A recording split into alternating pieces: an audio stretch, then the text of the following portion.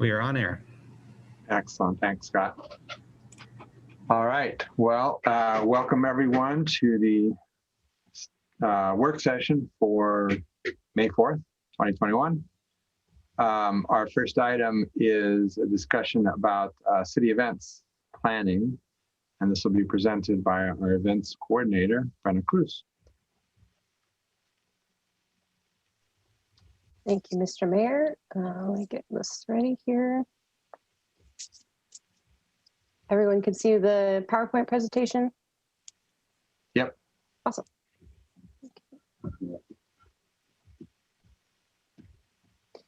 All right, so thank you everyone for being here this afternoon.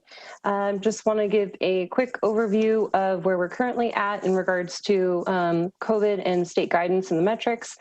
Last week, Clackamas County returned to extreme risk tier effective April 30th through this Friday, May 7th. We are pending an update from the governor as this new extreme risk tier evaluation is going to be happening on a weekly basis. So today, they're going to be making an announcement about the classification moving forward for the next week. I highly suspect that we will be remaining in the extreme risk tier just given the metrics, but we will wait and see what decisions are made at the state level for that. So with extreme risk, we are back to indoor and outdoor social gatherings limited to 6 people from no more than 2 households. And so that means that the city must continue to modify or look to cancel summer events. And one way that we have been adapting or modifying our event programs is by offering them in virtual formats and platforms. And so with that, we're learning that virtual environments, while they do create new opportunities for engagement, they also present some challenges as well. And so some of our learning that we've been taking place throughout the past years that we're realizing that we're reaching new participants as the virtual platforms allow people to participate in a variety of options from a variety of locations. So we're reducing some of the in-person challenges and barriers that we would be seeing in more of a traditional in-person type of format. Some of the challenges being that in the early stages of the pandemic, we had some, learning curves in regards to digital literacy, learning these new tools, and having all of our community members able to feel comfortable engaging in these platforms as well. We also saw that there was some challenges around accessibility with digital devices and broadband connectivity. So this was creating some challenges that while we seek to sort of balance a virtual and in-person, not only engagement, but also program delivery, how we take those into account. So now fast forward a year into the pandemic, we're also realizing that now everything is online, including work, our hobbies, our engagement, our volunteer activities in some instances. And so people are facing a lot of digital burnout. We're also in that same vein that facing a lot of competition in regards to other municipalities and other events. Everyone has transitioned into a type of virtual format in order to maintain those levels of engagement. And so we're competing in an environment that we're not used to sort of competing in previously. And so some additional observations that we've also seen is that producing a virtual event program is very comparable to the costs involved as an in-person program. There's still a lot of time and resources needed to be put into content development, but also to produce and edit an event in order to deliver it in a digital format.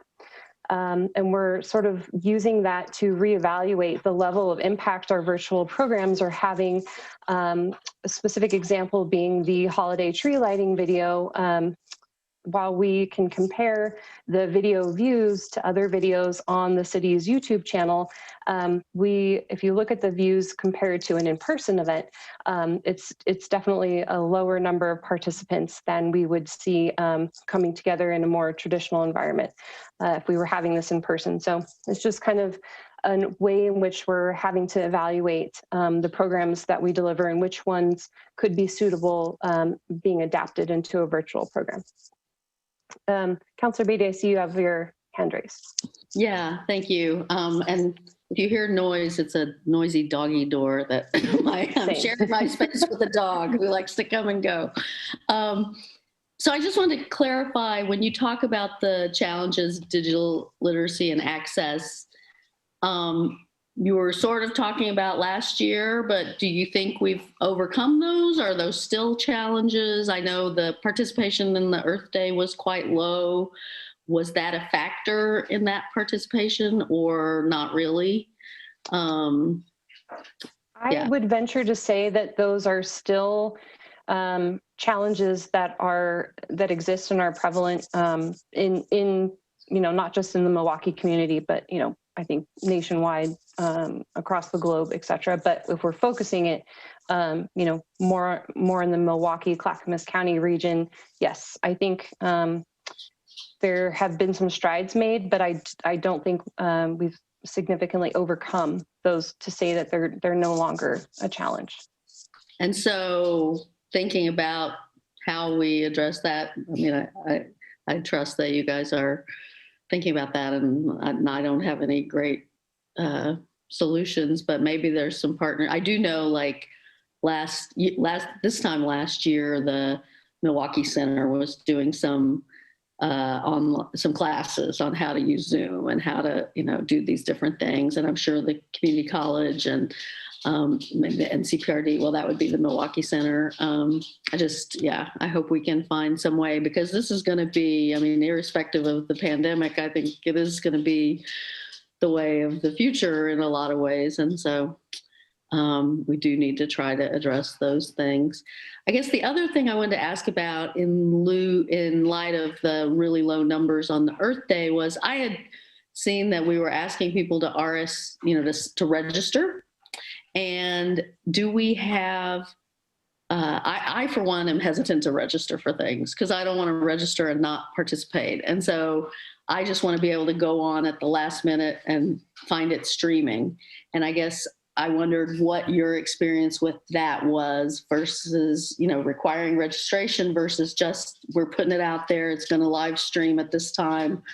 I'd be curious about that too. Yes, and we can sort of use that to kick us off as we transition to our conversation about Earth Day.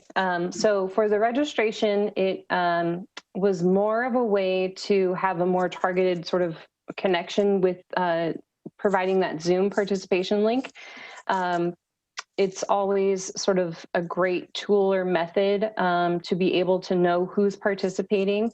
But it was really, our registration process was just send an email and we will follow up with the confirmation, providing the Zoom link and sharing some additional information that the city was putting together to celebrate the event.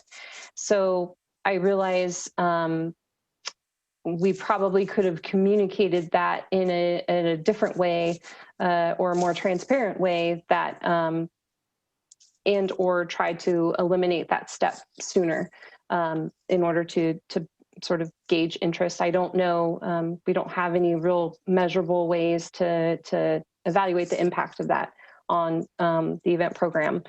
But we did actually put the Zoom information on the city's web calendar about a week in advance of the event. And still the participants who were engaged in that event program were those who did reach out and send that email to RSVP. So it's just, I think, another sort of variable to keep in mind as we move forward with when we're offering virtual events, to really just try to take a more proactive approach to reducing any type of additional steps, barriers, or hesitancy, so that we can make sure that we're being as inviting as possible. So here is just a recap of the collaboration that went into the event. We had some really great videos produced by some members of our public works team, including Natalie, who's the city's climate action and sustainability coordinator, but then also featuring Julian and Jerry from both the urban forestry and our stormwater division. They put together some really educational videos and sort of, they're very informative, but done in a way where sort of anyone could really view and participate and learn something from. So we're really excited to continue to be able to share those moving forward. They're going to be posted on the city's YouTube platform, and Natalie's going to find a way to sort of curate them in regards to the city's climate action work on her side of program content. The library also curated a reading list. So we developed a reading challenge and had a little bit of engagement in there as well. And so we're going to be following up with those participants and awarding their prizes, which is a climate or sustainability related book. We also had some members from PARB present, and again, we had a video sort of featuring some information about a few of the city's parks, investments made there, and community collaboration on some of those projects as well. And then we also featured several community regional partners that Natalie works with in alignment with the city's climate action plan. We did receive some really positive feedback during the event in the chat function. People were really happy and excited about the material or the information that was shared. So we do feel that from the participation that we had, it was well received in terms of the delivery of that program. And so now we're transitioning into looking at what the city could possibly do for Carefree Sunday. With the feedback provided from the last presentation to council, we really took a look at following more in alignment with the theme of the Open Streets event, but also balancing with what the state guidance currently recommends or allows for us to be able to do. And so looking at that sort of framework that we have from the state, we're focusing more on recreational activities where we could support and provide opportunities for members of the community to get outside, move their bodies, and also just sort of really take advantage of the parks and other types of facilities and services that the city provides. And so what we're looking at doing is removing the route from the event, just in regards to the amount of people that would be participating. It's also hard to implement infrastructure that supports social distancing, as well as trying to minimize the directional flow of traffic into providing multiple pop-up recreational activities. So we have looked into activities where we could promote social distancing. They're sort of more COVID safe. We could easily clean, or people could be distant and still participate. And so we're looking to produce one activity each Sunday in August, featuring those activities there in several locations throughout the city to really encourage localized participation, featuring city parks, but then also finding a way to utilize Festival Street Plaza and bring people downtown and support some of our businesses and other activities there. So I also want to cover the budget impact. So with the less robust program trying to support or participation, but having to safely offer it with reduced numbers means that it's just not as appealing for traditional sponsorships. Compared to a traditional Open Streets event from 2019, if we move forward with producing the pop-up activities, or if council would like to find a way to have the route, the infrastructure costs will be it's significant in regards to what they have been in the past. We can still work within the city budget to try to find some alignment there, but it is a lot more equipment, more staffing, and those sort of, they really easily add up to exceeding the budget. We also recently applied to a Travel Oregon competitive recovery grant. And unfortunately, we were not awarded the grant. It was a very competitive process. As you can see, they had $2.4 million in funding available and received over 400 applications requesting over $18.5 million. So if we do move forward with these localized activities, we will absolutely be seeking collaboration from the neighboring community groups and other community stakeholders in those areas so that we can make sure that we're just educating them, letting them know these events are going to be happening, and also inviting them to participate in them and looking for some collaboration there to help support that. If the guidance does change or modify in the event that we can have more people or produce something that would more closely align with the events that we've been able to have in the past for Carefree Sunday, we will be looking to provide some entertainment and possibly some food vendors and some other types of enhancements just to really make those activities feel special and feel more engaging and more exciting. And we would probably also be looking to have more robust outreach for those activities, encouraging more people to participate in them as well.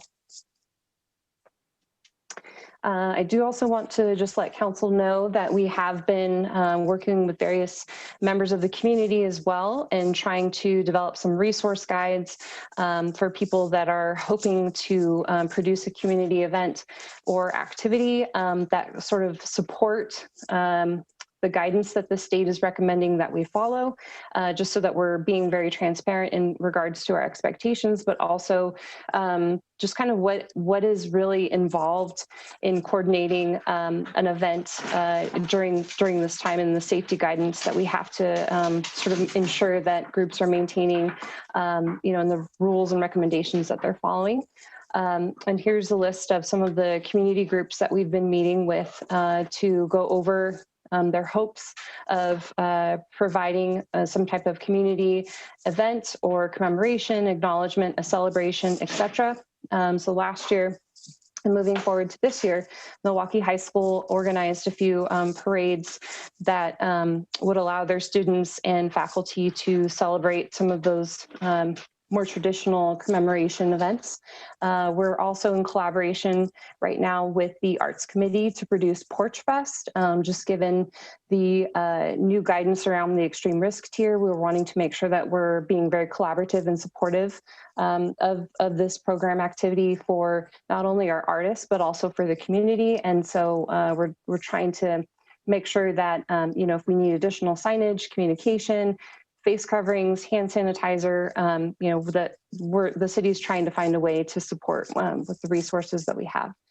We're also have been in the preliminary stages of conversations related to a Juneteenth event. And so we will be looking to, again, just support whatever the community group decides that they would like to produce in alignment with celebrating and acknowledging Juneteenth. And we're also collaborating with the Milwaukee Museum. They're hoping to provide some enhanced entertainment to hopefully return more patrons to the museum when they're able to safely reopen.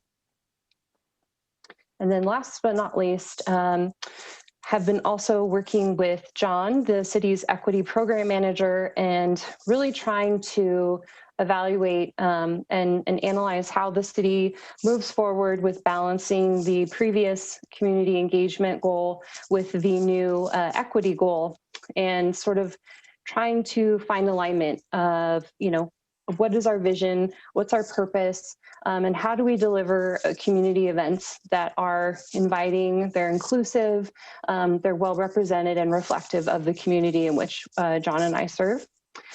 So with that, we've also been researching some culturally significant events that are potentially acknowledged or celebrated by our underrepresented community groups, and working with them to identify who those community leaders are so that we could potentially partner on producing an event or an acknowledgement or some type of form of solidarity where we're making sure that the city is increasing its representation of the community. And so with that, I will turn it over to council for questions, feedback, etc.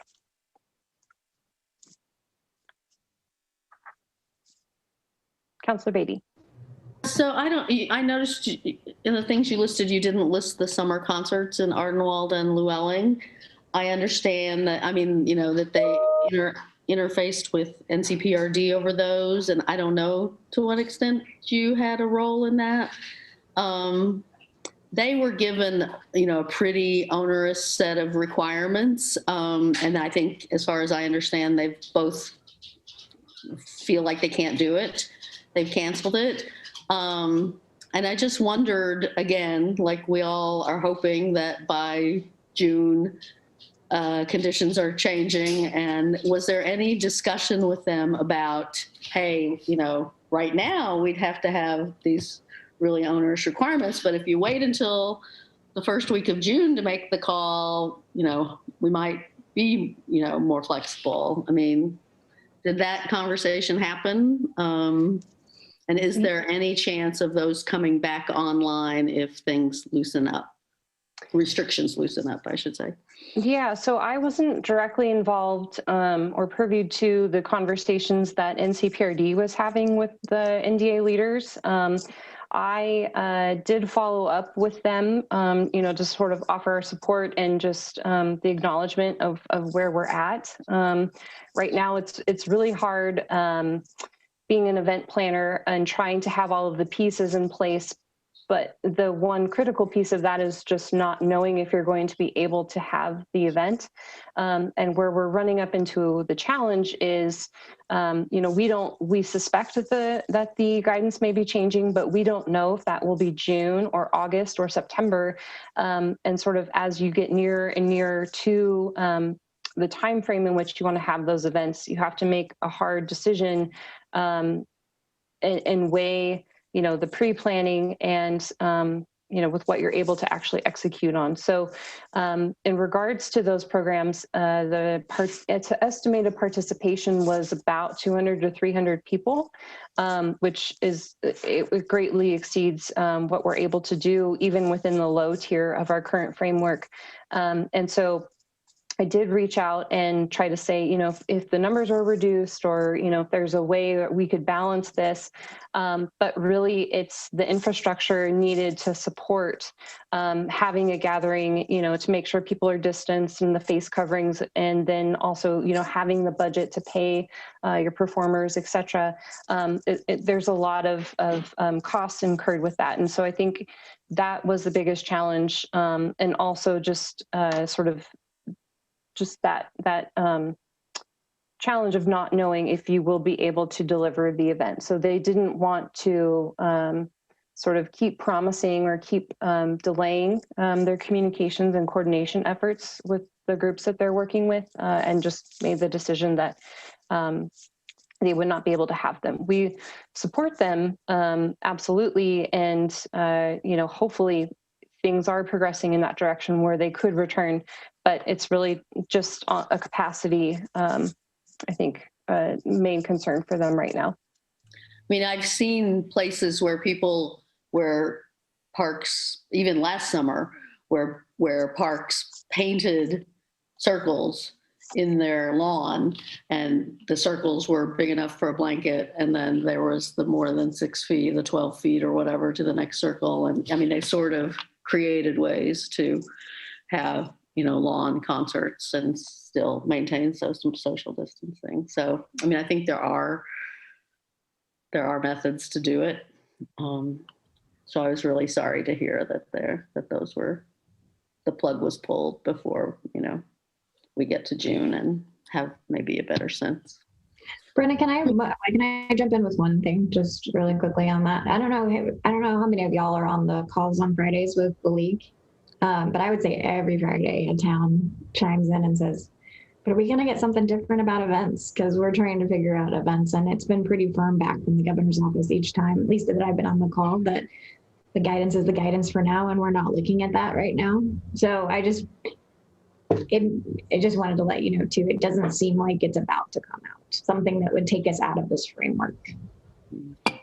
And I would just note that Ardenwald, and I don't know about the others, but they don't have summer meetings.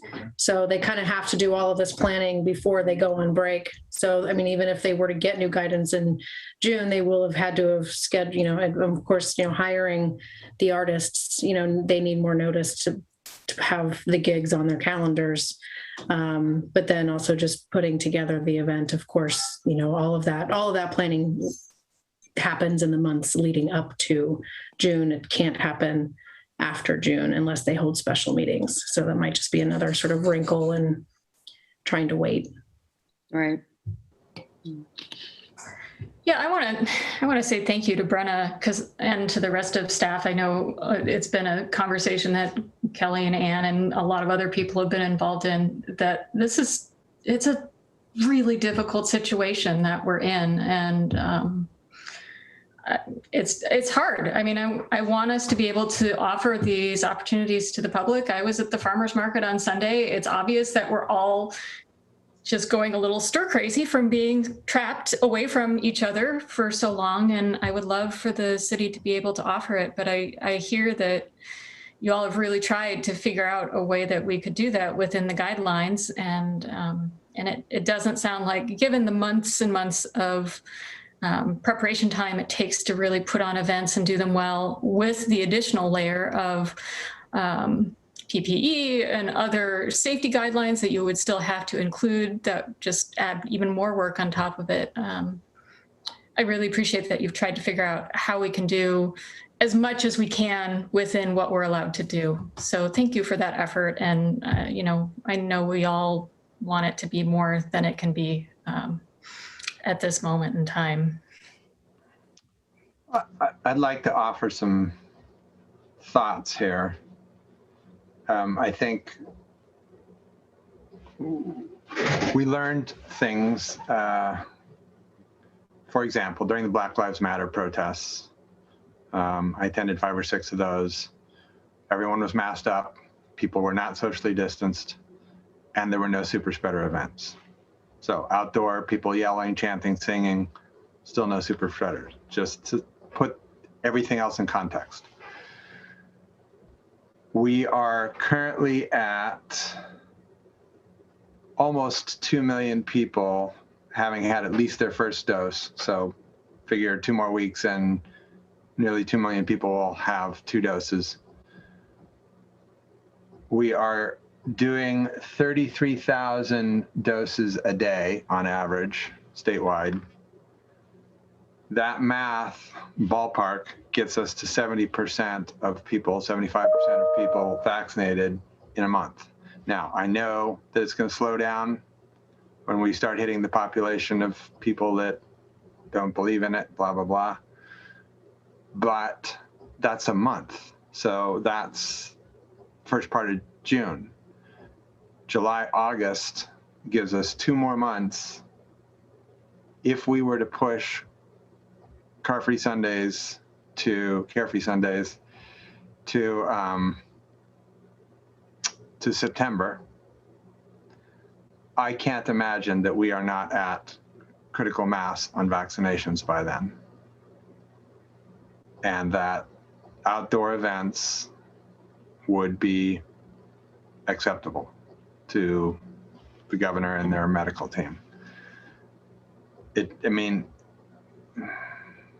It would be pretty boggling if this vaccination slows down so badly between now and then that we don't get to 75, 80%.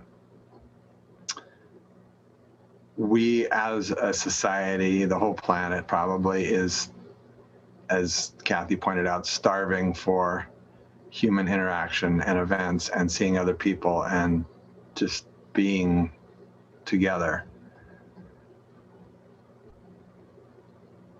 I think I would like to see us move towards a September date. And then originally we nixed September because Portland was so busy, blah, blah, blah. But they're having the same conversations right now and are likely to come down on the other side of this equation and cancel all their events too. So even if they have their events, I suspect we would have a huge turnout just out of the sheer starvation for fun. So I think September would be a safe bet from that standpoint. It buys us 3 months to get the vaccinations up. And then we're having an event, right? We're doing something big that brings people downtown, brings people around businesses, gets them out, gets some exercise, seeing their friends, having some fun. It would be a really awesome sort of celebration of, you know, the being at the end of the tunnel, I guess. I would like to have us really look at that because the math looks very hopeful to me.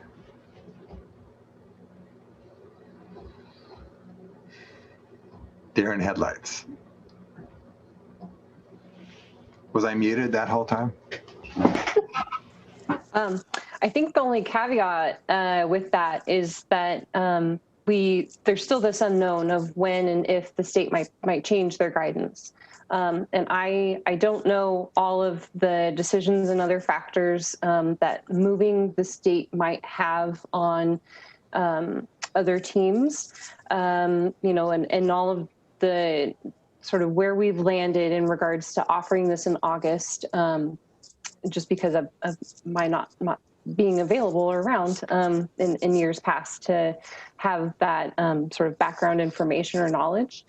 So I would say we could proceed with transitioning or moving that date with the caveat that if the guidance doesn't change, would council be willing to, you know, have more of the recreational activities in lieu of a more traditional Carefree Sunday? Or, you know, would it really be, we want, you know, the traditional Carefree Sunday, and if we're not able to provide that, would we postpone again for another year? Could we plan it so that we have sort of a fallback, like you're currently thinking about, right? That's more spread out, more dispersed, not aiming at bigger gatherings. Is it possible to sort of be co-planning two possibilities? Yes, but at a certain point, we would have to, you know, when it comes to, yes, and you know, booking things like barricades, bike racks, et cetera, we would have to make those hard decisions in regards to, you know, purchasing materials and things like that. Well, in the past, we've hired Axiom to do a bunch of work, and they have done a ton of coordination of volunteers, and they were coming to us with reports like 6 months before the event. So I don't know that it feels to me like it's already too late to make that call, even if we move it to September. You would have a better handle on that than I would, Brenna. I suspect they're not doing a lot right now. They're an event planning company. Well, there's no events.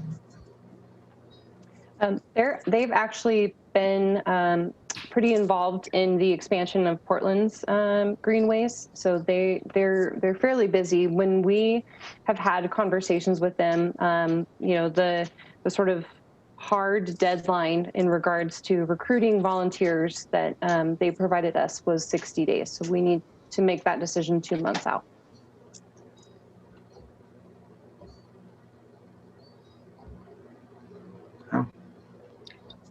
Well, I kind of like the way the mayor's going, but I mean, it is a lot of work for staff to be planning two things.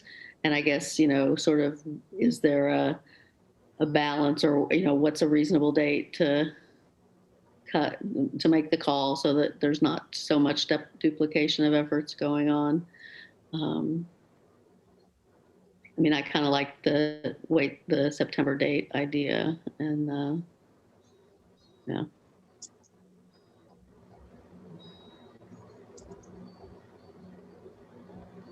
Angel, Desi? Well, one of the other things, one of the other reasons we,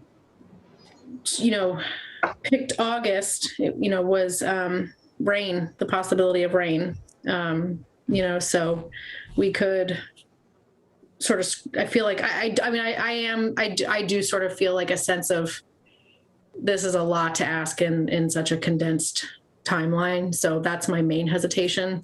And then of course, for all of it to be rained on would just be heartbreaking, because I've had that happen. I mean, planning a street painting in the rain and trying to pull it off because of, so everyone's desire to move it forward.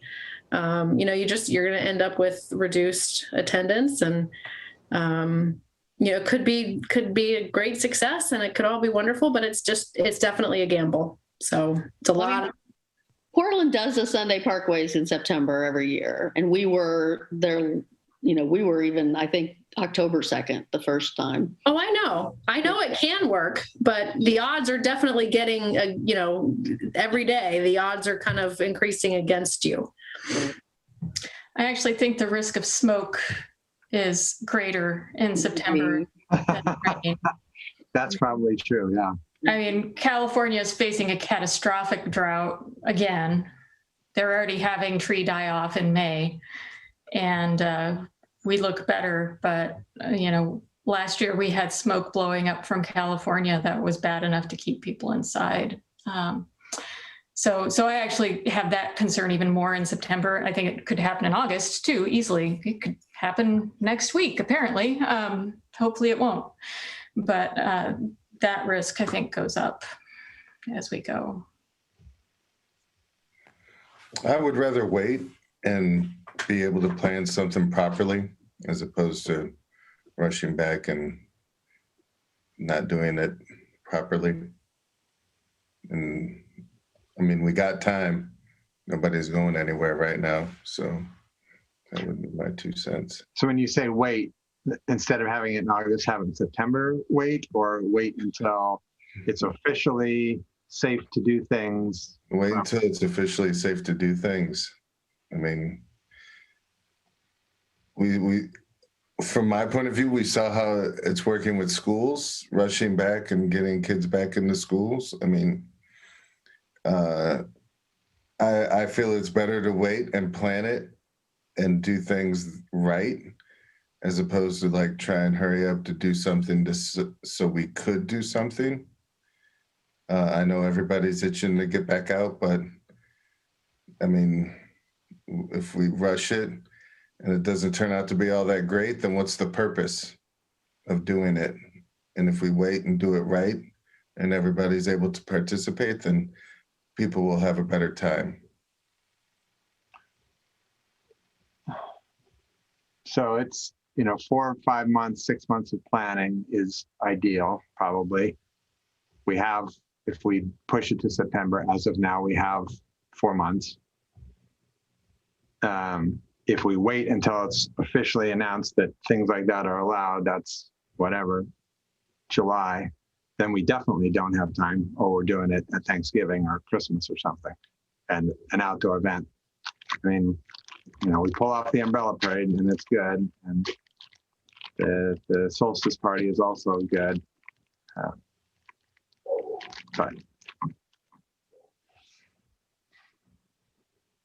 This is jumping a little bit, but I just had a thought. I noticed that the 5 Sunday idea, the 5 locations, all but one are on one side of 224.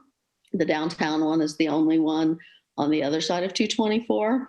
And so I was kind of going through my head thinking about where was another place to balance that out a little bit. And of course, Bowman and Bray Park is not one. But I thought, possibly the grounds of Rao Middle School. I don't know what would be involved in working with them to do that. But then that led me to the thought of, when is Lake Road going to be finished? And if we put our last Sunday in August over there, would we be able to have it coincide with some sort of celebration for completion of Lake Road? Or is Lake Road not going to be complete by then? I guess I'll just jump in here. I don't know the exact date, but this is, I guess I would just say it's already pretty complicated. I mean, the actual, and we have a lot of construction going on. And I almost wouldn't want to diminish, like, I don't know that we were planning a grand opening for Lake, but we certainly would be for Linwood, which would be around the same time of year.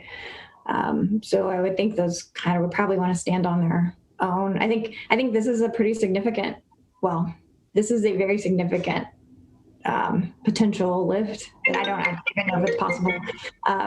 But if you combined it with a grand opening and a construction project timing and those uncertainties around when that could be done, I think then it gets even more, it gets even harder. So that's just my 2 cents. I haven't really, it's just my initial reaction. Sorry, I've lost my video. We can still see you. Yeah. Can you? Yes. I can't see anything. Yeah. Is your screen completely blank? Does it keep sort of disappearing on you? Well, somebody was trying to call me, and so the phone popped up, and oh, here we go. Maybe there we go. Okay.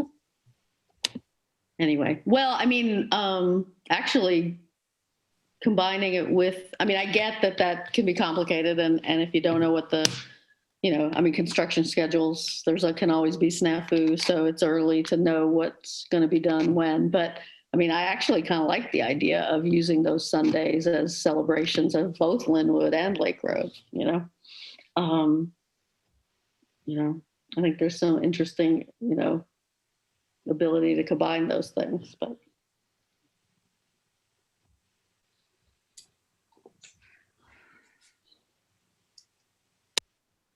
I think that we've got really good, like I look at those pop-up events and go, those sound super fun.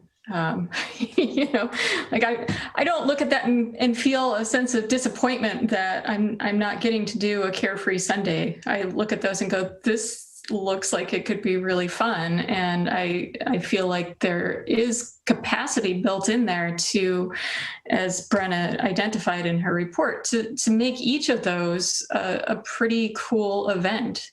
And then we have, instead of one day where everybody's out, we have 5 different opportunities. And given how much people travel in August and how much I think people are really going to be traveling this year, I think it's pretty cool that we would have 5 different opportunities for people to get together and do something really fun and different. I don't know, maybe we should have, I'm terrible at ping pong, but we could have ping pong matches of minor local celebrities or what have you. Like there's so much possibility and potential in this to really do silly and fun things together. And yeah, it's not thousands of people all at once, but I think we might still get some pretty high participation and have it happen in a way that will still feel like a celebration and still feel like something where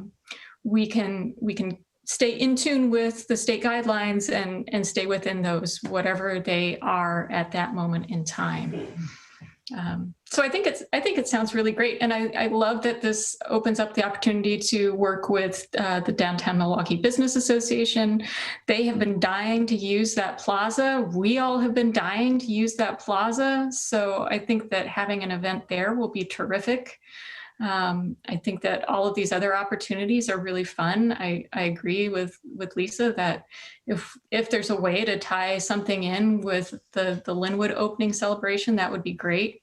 I hear that Lake Road is far more complicated, and since I walk it and have driven it several times, I can see that I'm not sure it'll be done by the end of August, but it sounds like we're pretty sure Linwood will be. So I can see some potential synergy there. And I do wonder if these are light enough and small enough that there can be a little wiggle room in the schedule on those. I don't know. I'm not the event planner here, but if there's some need for flex in the schedule to accommodate lining up something with the Linwood opening, that would be nice to know and see if we can explore that. But I think this looks really fun.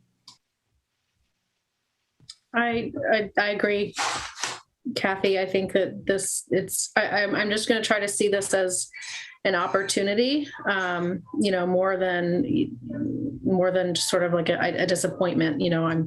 I think that the risk is just higher on trying to, pull off the grand scale.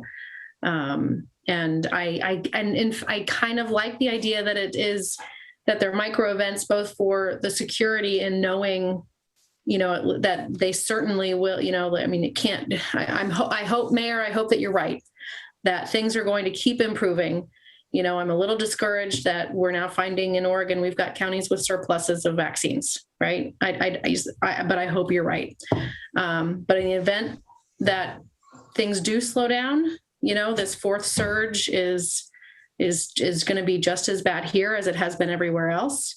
Then we're playing it a little safe. And I think I sort of see it as an added benefit of sort of an extra little maybe learning opportunity for, maybe setting our sights on an even larger goal potentially in the future, with Carefree becoming a multi-weekend event, similar to the Sunday Parkways, where maybe we sort of think about the programming a little bit differently, and, we're able to incorporate more than one route. And then that way we can get some, more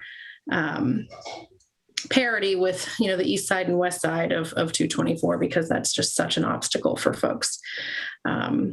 So I'm trying to see this as opportunity, and I like it. I'm excited for it.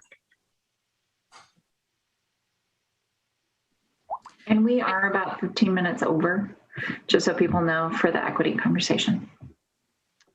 I just wanted to say real quick that Porch Fest was an adventure, and people can't stop talking about it now. So I feel like we might have a similar experience with this too. So anyway.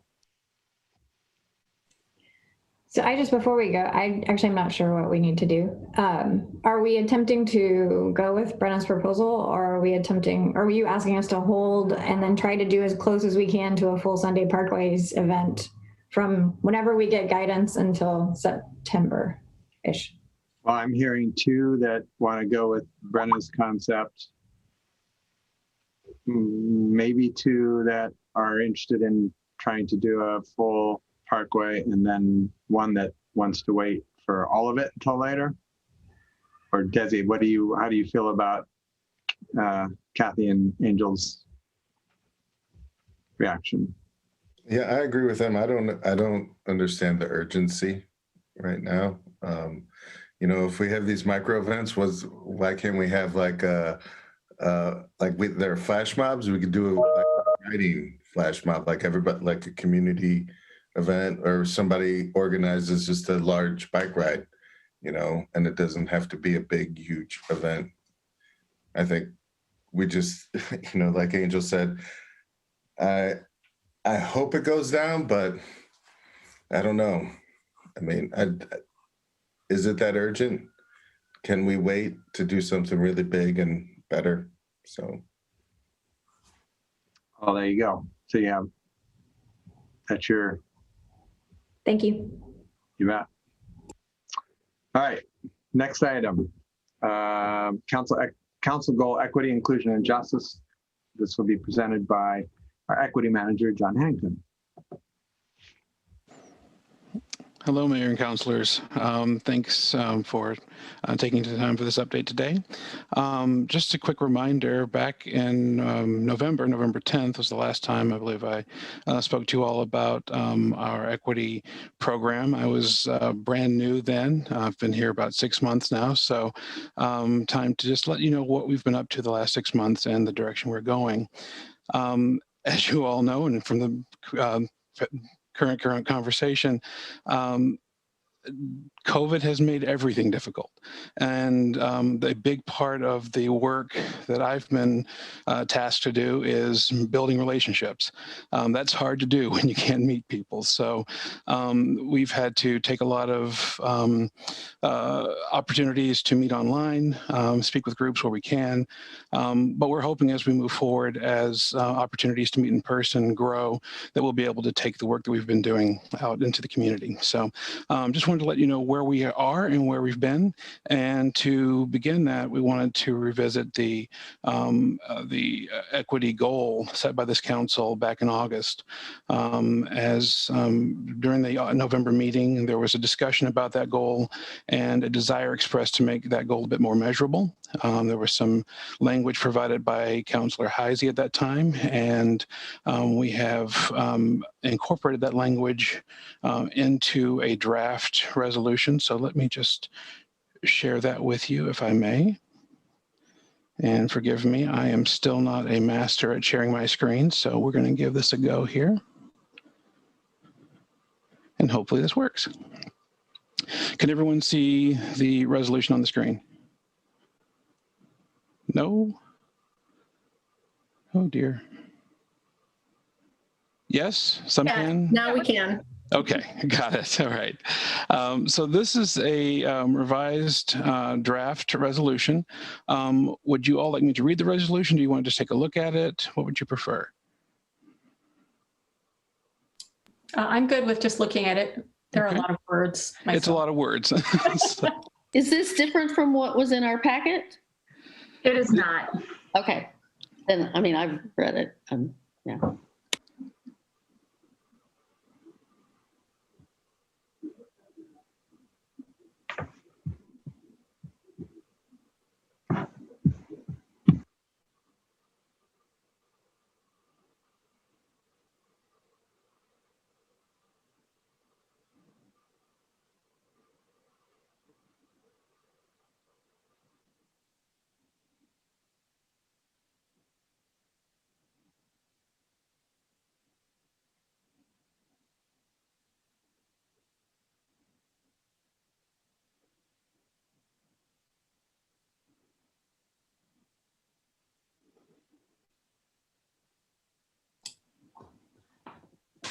I have a grammatical change.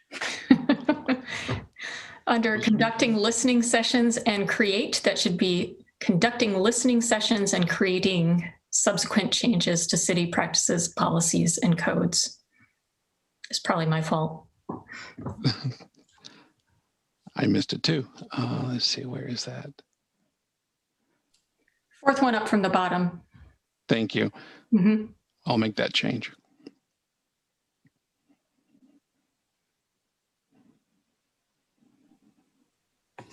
John, I don't know if you are following like conversations where people are talking about not using the term BIPOC anymore, and if that, like where you fall in that, or where this group falls in that. Yes, this is a challenging issue, and it will continue to be a challenging issue as long as we are having these equity conversations. The preferred terminology will shift, and there are certainly crosswinds on BIPOC right now. There are certainly opportunities to use a different way of stating this. I don't know that there's an acronym or anything that has quite replaced BIPOC yet. But we could modify this to be a bit more descriptive and less of an acronym. But whatever the language is, it's going to be a challenge because how you describe the groups of traditionally disaffected communities is going to be difficult. That will shift over time. So I definitely recognize that BIPOC is, I wouldn't say controversial, but there are some people who would prefer that we not use it and use something else, but there isn't really a group that's coalesced around what that something else should be. Is some of the question around, when, in a document like this, we are referring to many different communities, but often the word is over, or the acronym is overused when you need to be addressing the needs of, the indigenous people who lived on this land before white settlers, right? Or the disenfranchisement that Black Americans specifically have added, or so I mean, in a document like this, is there a little bit more of a consensus around, you are referring generally, to various groups of people, and so you need to be able to come up with some way to refer to various groups of people who've been disenfranchised or underrepresented. But in certain situations and many conversations that we will find ourselves in as we're doing this work, there will be times when we have to say, right now we're talking about the needs of Black business owners in Milwaukee, for example. One of the challenges with a document like this, as you just noted, is that this document has to be many things to many people, as it is a resolution that drives a goal that will go many years into the future. This council made the decision to focus on communities of color, that makes perfect sense. But by doing so, it sort of puts everyone into this clump. And when I do outreach, I don't necessarily do outreach to BIPOC in one big group. I may be reaching out to a Black student union, or to a group of Latino, Latinx community members. And so part of that, and maybe that's something that can be added to this resolution. And I hate to make it too long, but maybe there's a way of adding something to this that talks a bit about that this is a moment in time, and this is a snapshot of some of the people who have been disaffected traditionally and historically. And so maybe there's a way to include that. Another way of approaching this might be just to replace BIPOC with unfortunately more long-winded, but something that actually explains that this is members of historically disenfranchised and disaffected groups. That's harder to say. It takes longer to say, but it may be worth saying if this council feels that that's the direction to go, to keep this from being so pigeonholed at a point in time where 6 months ago, BIPOC was absolutely the term, and 6 months from now there may be something that replaces it. But that's the challenge, is that we're sort of at a point of crosswind, and I'm not sure where we're going to land. I'm fine with it. I think we could talk about this sometime in the future about and where, because you're absolutely right. 6 months ago it was BIPOC, and then 6 months from now it could be something totally different. And so I was just interested in if you've been watching it and what your thoughts are, and we can talk about this at a later date. I mean, that's totally, I've been hoping to have a conversation with you about this anyway, so. Happy to have the conversation anytime. And it's a changing conversation, yes. So the conversation we have this week might be different than the conversation we have a bit further down the road. And so I think the question for this council is this document meant to represent where we are as a city and the direction we're going, or an attempt to sort of foresee that, where that endpoint is? I think that may be a way to frame this, because this is a document that definitely sets a forward and progressive goal. And so I think it recognizes that. But just as Black was 10 years ago, Black was not a term that you used. It was African American, or the LGBTQ community became very quickly LGBTQIA plus community. So we see these shifting grounds, and it's difficult to find where you're going to be. So it's challenging. I think the question is, do you want something that's very descriptive and that captures this moment, or do we want to go with something that's maybe a bit more longer, harder to say, but longer, but that it doesn't sort of pin us to this one phrase? I think that's the question.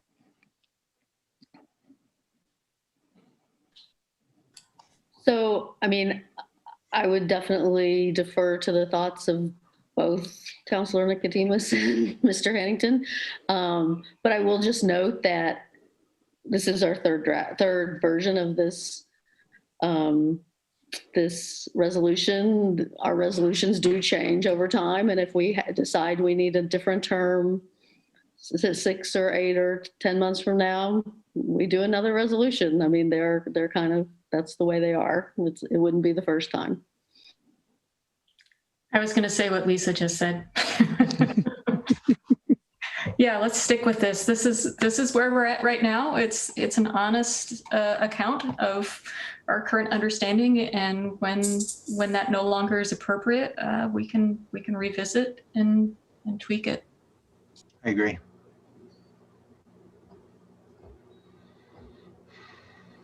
Okay. Well, thank you, councilors.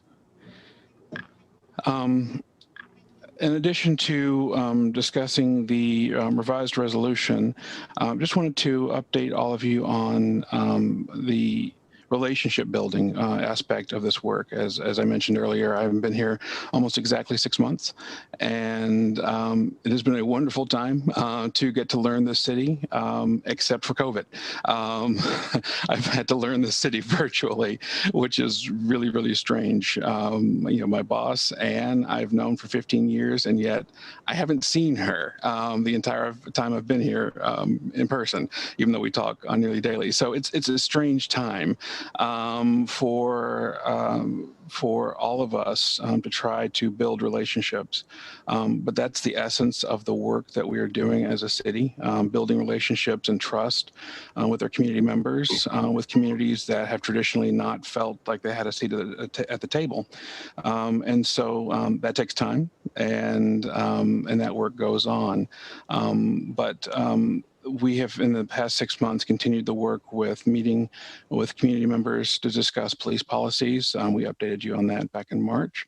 We're continuing to work on building relationships around our comprehensive plan. I have to give so much credit to my colleagues in planning, to my colleague Brenna for the work that she's been doing, to so many wonderful members of the staff, our library, and absolutely to our police officers and to Chief Strait for their continued dedication to this effort, for being available, for reaching out to me when they have questions, when they have thoughts, when they have suggestions. I've really appreciated and enjoyed the dialogue. Some of those changes you have seen, for example, our gender neutral language that now comes in our minutes from this council. The recorder's office approached me with that idea. We talked about it, came up with some ideas based on what we've been seeing. And I have to say that not a lot of organizations have been doing that just yet in their minute taking. So it's nice to see Milwaukee once again taking the lead on that issue. And that was driven not by me, but by my colleagues here. So the culture that we're trying to build is already growing here. It's already very much a part of the city. I'm just very fortunate to be able to join an organization that already has these values instilled. It's just growing them and solidifying them and spreading them through the community. So it's been a wonderful 6 months of time here, and I'm excited about where we're going. I have a plan that I wanted to share with you, but before I do so, does anyone have any questions or comments? Okay, well, in that case, I'm going to once again attempt to share my screen. Let's see how well I can do this time.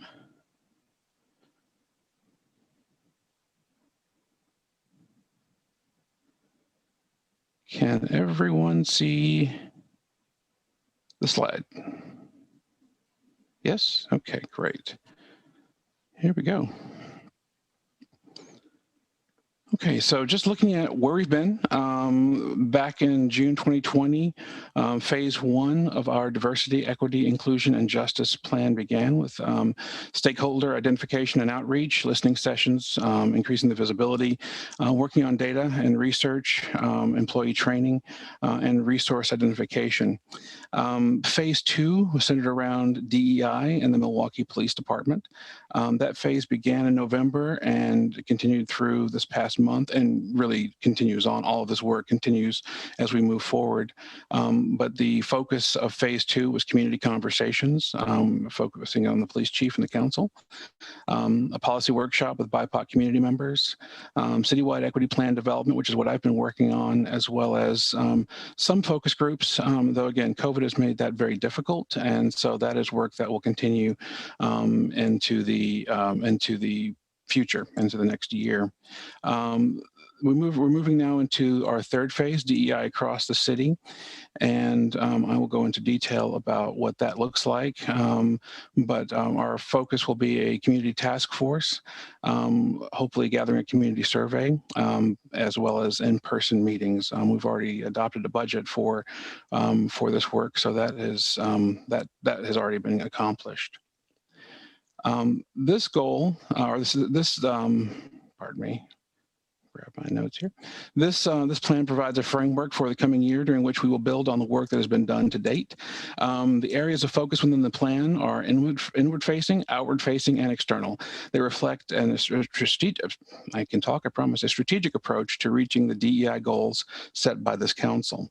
We will embark on this phase of work with an aim of building and maintaining trust as we work to make a lasting change that benefits our entire community. So this plan is based around three goals. The first goal is equity and service to the community. That is to reduce inequities in the provision of city services based on race, gender, sex, sexuality, disability, and other individual characteristics. This work in equity and service to the community involves our employees and continued training, doing more work with the community members around understanding what we do, the services we provide, and making sure that we're providing those services as equitably as possible. Our second goal is goal 2, work equity within the workplace. That is to recruit, retain, and empower city staff from communities of color and other historically marginalized communities in order to build a workplace that is just, equitable, and welcoming to all. Again, this continues with our training, building relationships within our workforce, making sure that every employee who works for the city of Milwaukee feels that they are valued and that their differences matter. We are not trying to create a workforce where everyone is the same. We want to celebrate the differences between us and use those differences to help us build a better team with better outputs. All of the experiences that we bring to the table have value, and instilling that culture so that it is perpetuates into the future is a key part of the second goal. That'll involve a lot of meetings with team members, ongoing workshops, and ongoing trainings.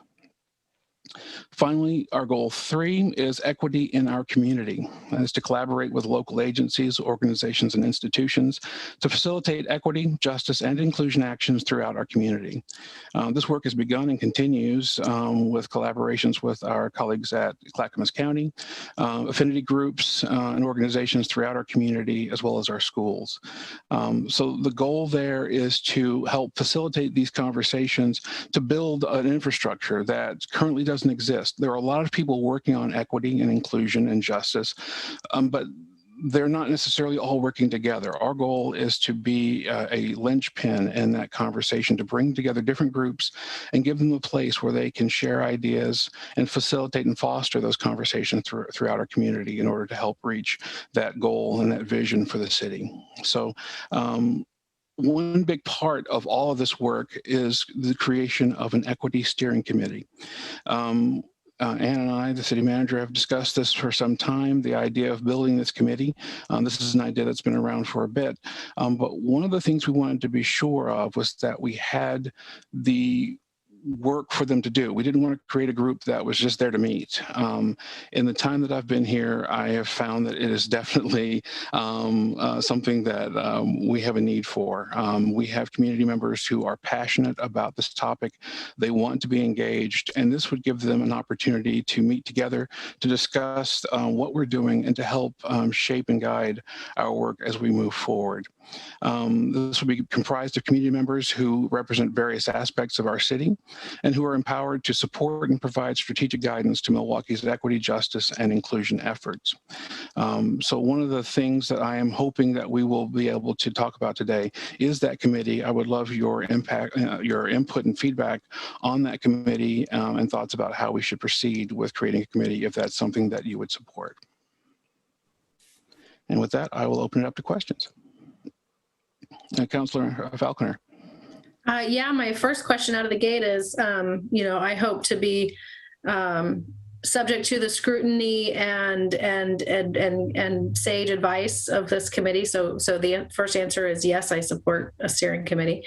And I hope that it's inward looking as well as outward looking and would be instrumental in helping guide all of our work, not just sort of like little c, but big C and all of our advisory committees and boards and commissions.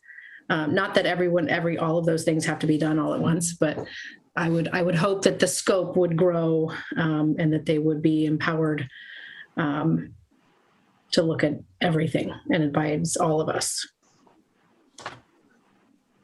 And just add a comment, John. So one of the concerns has been making sure actually that we don't exhaust the committee. We believe there's so much work and so many opportunities for engagement that our bigger concern is that we won't provide enough definition, and we'll lose we'll lose people because they won't. If you go too wide, you can't go deep. So yes, and that's been the constant balance that John and I have been talking about over the last couple months. Is just how do we do this in a way where the scope provides the meaningful feedback that we need in a way that can be incorporated into the things we're doing, and that there's still room for people to bring us other things, right? That it's not so defined that we can't keep going outside of that scope. So we definitely feel like we have things both internally and externally to work on with the committee, and we'll keep them exceptionally busy if people are willing to commit to this work. Yes, I support it. A couple of things that come to mind is the recruitment and retention.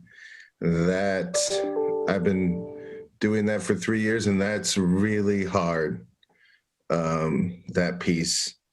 And then, like Ann was just touching on, what I've noticed is like we tend to shoulder tap or ask the same folks of color to do the work, and they do get burnt out. It's too much. And so I'm wondering how, it's a marathon, not a sprint, right? Because we can't hope that we're going to get all this community engagement, but maybe at some of these events, we can get people to, at least give us their emails and then start asking different folks in our community to be a part of this, because it can be a huge burden for the same folks to constantly being on the same, on committees for this, committees for that, and just making sure that, we're getting, we're hitting everything. We're getting all kinds of intersectionality going in this committee, because that's extremely vital, right? Because it just can't be one voice. It can't be all Black men, right? Because then we're missing a whole nother, swath of folks. So we just need to, I'd like to make sure that we're hitting everyone and getting multiple people. And maybe at some of these events, like I said, we can get people to just give us their emails and, get in there. I got one friend who finally decided he applied to be on the arts committee. So, that was a good thing. And it took almost 2 years to get him to do that. So, I know he got tired of me asking him, but baby steps, right? And I just want to try and do those baby steps with other folks. So. Well, and Councilor Nicodemus, part of what's worked this year, and I've watched you do it, we've all done it, is conversations to create safe spaces for people before we're even asking for applications. So this isn't going to be a fast process. I'd love to say we're going to create this overnight. It's not going to happen. But I think opening the process up now to create for those dialogues and discussions with individuals about the commitments we're making as we're creating the board are going to be a really important part for giving credibility and helping people understand that we're not wasting their time, that we're authentically engaging to hear their voice and to have them change who we are. Yeah, and I would appreciate I appreciate all that it's been said so far, and particularly that it won't be a fast process, because I think it would be really useful to have some sense of the scope of work. You know, what are the first few things that this committee will be working on? Because I think that helps underline that this is real. This is not going to be some fluffy committee. These are the things we would ask you to do. And do you feel like these are things you're interested in and that you want to work on? And then I also, you know, as I have been thinking about the work that we'll do with the Urban Renewal Community Advisory Committee, there's lots of people who will have input on that work who are not on the committee. And I know that you're already thinking about that, John, for this work, but I just wanted to bring it up here that there are so many other ways to include voices than appointing people to committees. And I think particularly when it comes to equity work, those other approaches, you know, focus groups or one-off conversations, whatever, will be really exceptionally valuable for including more voices in the conversation. So I think this sounds great, and slow and steady and clear in the ask will be really helpful. So thank you. I hear you and I completely agree. Thank you. Yeah, I agree to the committee for sure.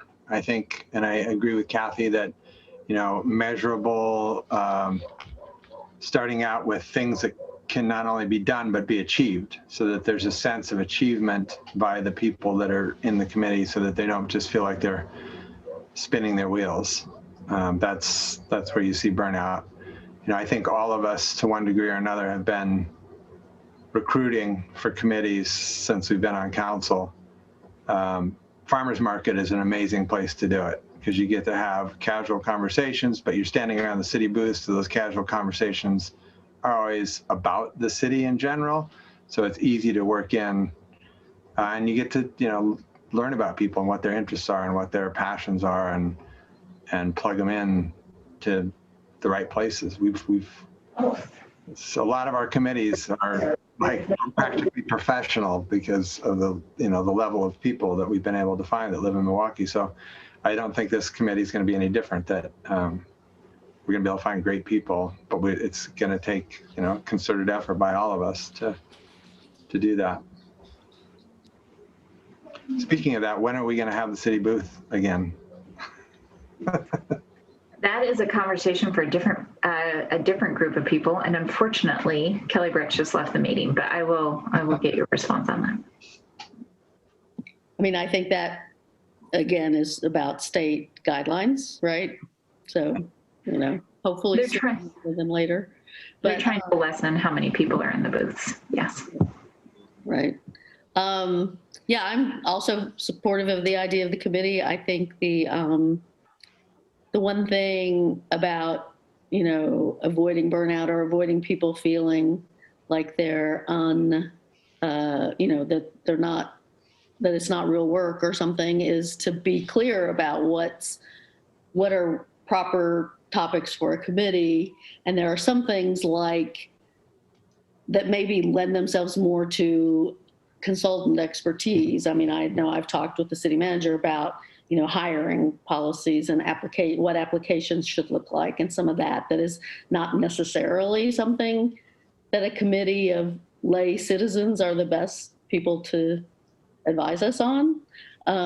But there's plenty of other things that are, yeah.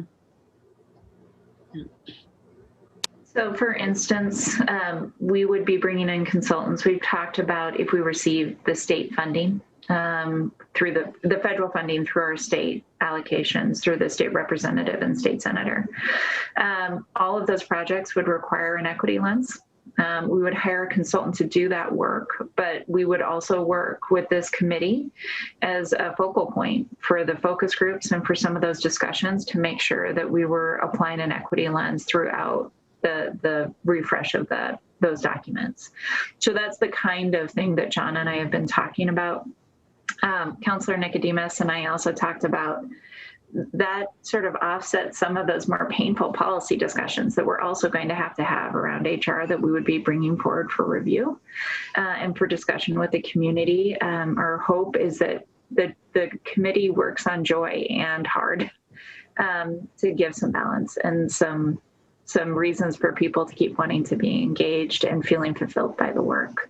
So I think it's a dance, but it's one that we would do with the committee helping us set the dance.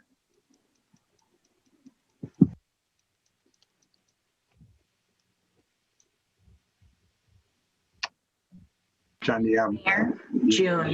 June is when you can be back, evidently, according to Brenna. She just texted me. Okay. There we go. That was the last thing I had for you today. Just wanted to wrap up with just a thanks for the warm welcome. I hope to meet all of you. I know I haven't had a chance to do that, so meet all of you and have conversations about the work that we're doing. Just to answer a theme through some of your commentary about burnout, part of that work is laying the foundation of that is really the capacity building within our communities, finding people who are leaders, who are leading, and encouraging them to step into roles that maybe they haven't been comfortable doing before, and then finding the people who are standing right behind them. And that is a process that takes years. That is a very long process. But ultimately, for us to build that community that we all envision, it will take some capacity building, and this committee will be a focal point for that. So I'm excited to see the direction that goes, and the work that we are able to put for them, and the outcomes that they're able to bring to us. So thank you all very much.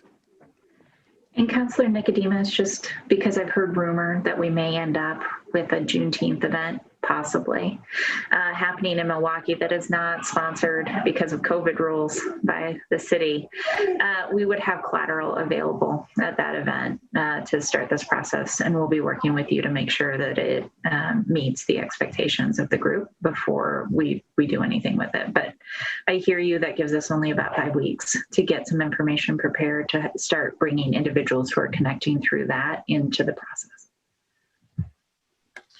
Yeah, I just want to say thank you, John and Brenna, for all your hard work. It doesn't go unnoticed by me. So thank you so much.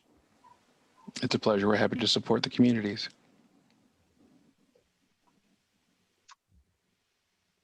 All right. If that's all, then we will end this work session and see you all back here in a different Zoom window in about 40 minutes. Thanks, everyone.